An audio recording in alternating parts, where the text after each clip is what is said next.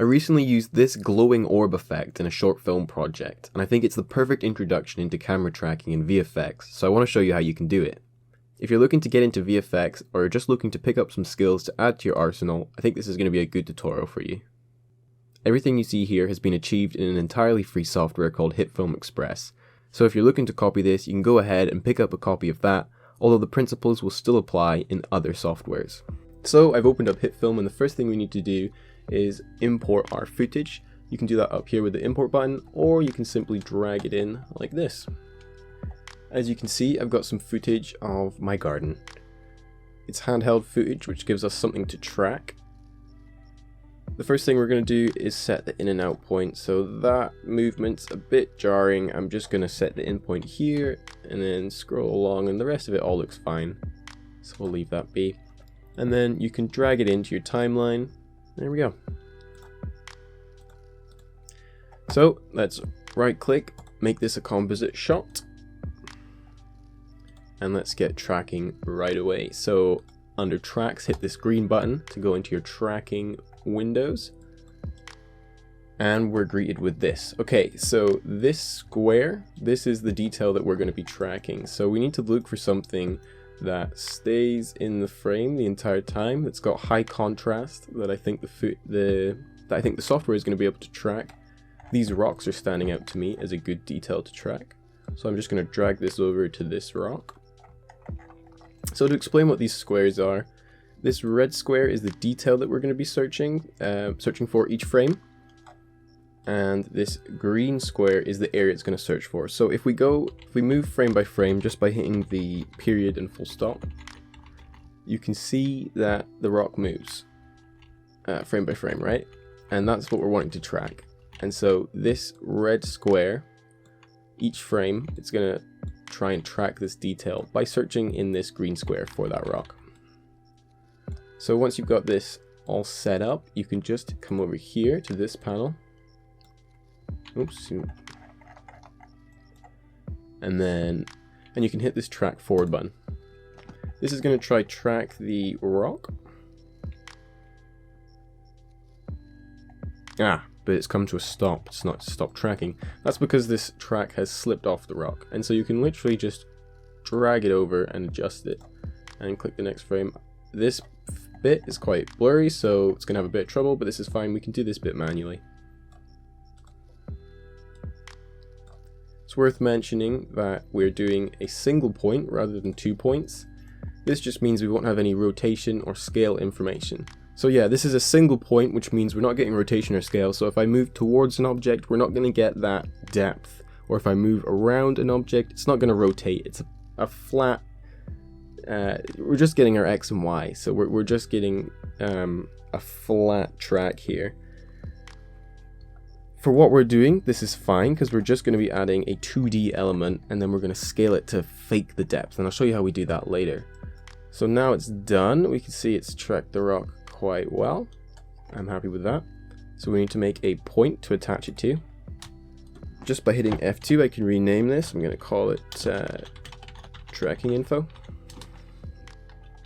And then if we hit back into our tracker, we can apply the transform to tracking info. Boom. And if we head into our viewer, we can see this is this is that point. Oh, another thing I'm going to do is swap over to editing, just to get rid of that window in the corner. So you can see now that this point here is tracking the rock just as we want it to. Perfect. So now that we've got the tracking info, we need to attach something to that point. So I'm going to add a plane, and I'm going to call this our orb. And the way I made the orb is by using something called the light flare effect. Light flares. So this effect is meant to be used for flares, but if we go into the settings, there is a flare type called flashlight LED, which looks like this. And with some adjustments, such as turning up the intensity and then shrinking it down a bit, it kind of looks like an orb. So on this plane, we can change the blend mode to add. Oh, look at that. And now it's on top of our footage, and the black has been removed. if we go to this menu here, we can attach it to the tracking info, which means that it's going to move with the tracking info, and so that looks like this. So it's moving along with our footage now. It looks pretty great already. Something to do to add a bit more life to it is I'm going to add heat distortion on top of our orb layer there. I'm going to scale it up a little bit.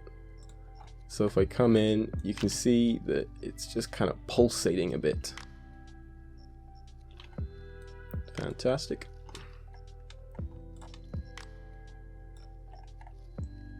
Okay, so we've got our orb, and I'm pretty happy with that element, and it's tracked with our footage. Next thing to do is going to be to animate it. So we can come into our transform and under our orb object here. And just by hitting this, we can animate the position. So I can come over here, and then I can move it, say, over here. And then if we play that back, you see that the orb moves. Great. And that's what these are. These are your keyframes. So if we want the move to be a bit slower, we can drag this out, and we'll see that it moves slower. If we want it to be faster, we can drag them closer, and it's a lot more obvious. It's a bit too obvious, I reckon. So I mentioned earlier that this is a 2D track, which means that there's not really anything 3D going on here, but we can kind of fake depth by animating the scale. So if we just click that on here, we see we get a keyframe, and then if we go forward, and then we if we move it down and then scale it up, we get the effect that it's coming towards us. So that's how we can emulate this depth. So the effect is pretty much done now, but one more thing that we can add just to give it a little bit more interest is some lightning. So using the lightning and electricity effect on a new plane, I'm just going to call lightning. Lightning? Nope, learning. Okay. We can add this lightning effect, and you can see it adds this lightning bolt between these 2 points. So we'll just swap that over to add, and then we'll come to a frame where we want the lightning to strike. I'm going to say there, and then we'll just line these up. So I'll pick one here, and I'll pick one, say, over here. And then what you can do is in your lightning transform, you can animate the opacity. So we can hit this, we can go forward a couple frames, and then we can hit 0. And then we'll go back a couple frames, and then we'll go back a couple more, and then we'll do 0 again. And so we can see that it appears and then goes away, just like that. And there you have it, your own 3D orb effect. You can do this with lots of elements, attaching them onto your footage, keeping in mind that this is just 2D tracking, but we can fake it a little bit as we've seen here today. And you can make this cool orb effect. Pretty cool.